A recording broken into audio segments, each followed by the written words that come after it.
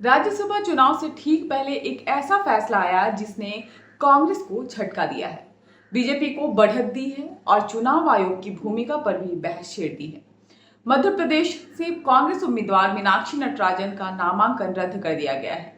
कांग्रेस इसे लोकतंत्र पर हमला बता रही है। बीजेपी कह रही है कि नियम सबके लिए बराबर है। मामला सुप्रीम कोर्ट तक पहुंचा है, लेकिन वहां भी कांग्रेस को राहत नहीं मिली है।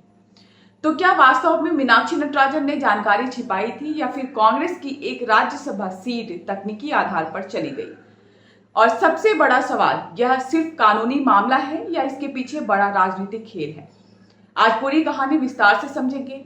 नमस्कार, आप देख रहे थे कलम लोग की खास पेशकश राजनीति की बात और मैं हूं स्वालेहा वसीम।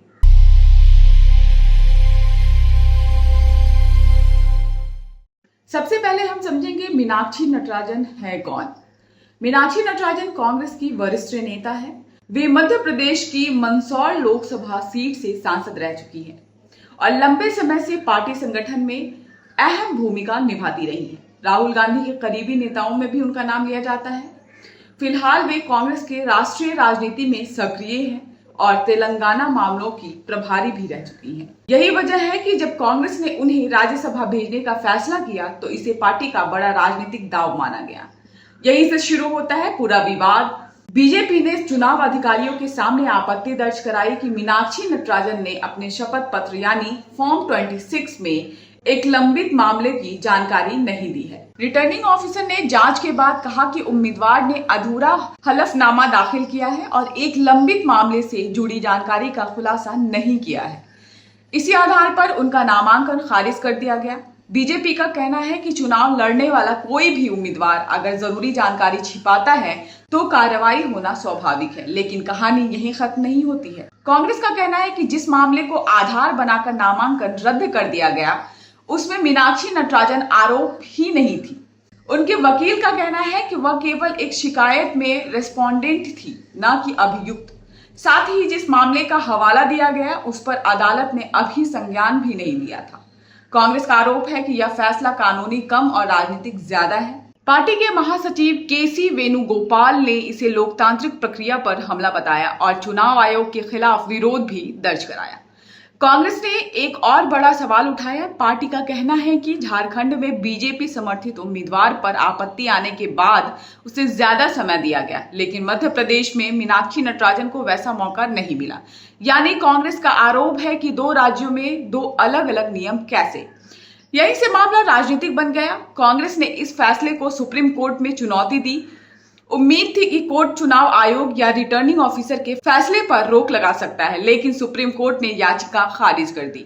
अदालत ने कहा कि चुनाव प्रक्रिया शुरू होने के बाद न्यायालय आमतौर पर हस्तक्षेप नहीं करता।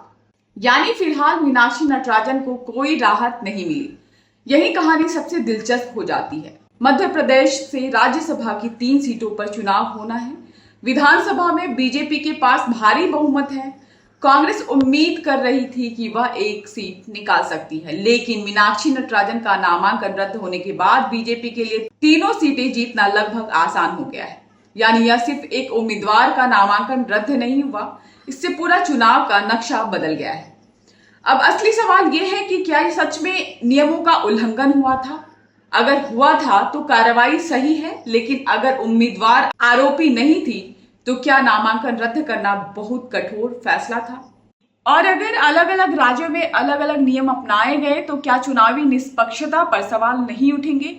यही वजह है कि यह मामला अब सिर्फ मीनाक्षी नटराजन का नहीं रह गया। यह चुनाव आयोग, चुनावी पारदर्शिता और लोकतांत्रिक प्रक्रिया पर बहस का विषय बन चुका है। फिलहाल कानूनी लड़ाई में कांग्रेस को झटका मिला है। बीजेपी राजनीतिक बढ़त की स्थिति में दिखाई दे रही है, लेकिन यह विवाद यहीं खत्म नहीं होगा, क्योंकि कांग्रेस लगातार इसे लोकतंत्र और निष्पक्ष चुनाव का मुद्दा बना रही है और आने वाले दिनों में यह सवाल बार बार पूछा जाएगा, क्या मीनाक्षी नटराजन का नामांकन नियमों के तहत रद्द हुआ या फिर राज्यसभा की एक सीट कांग्रेस के हाथ से निकल गई?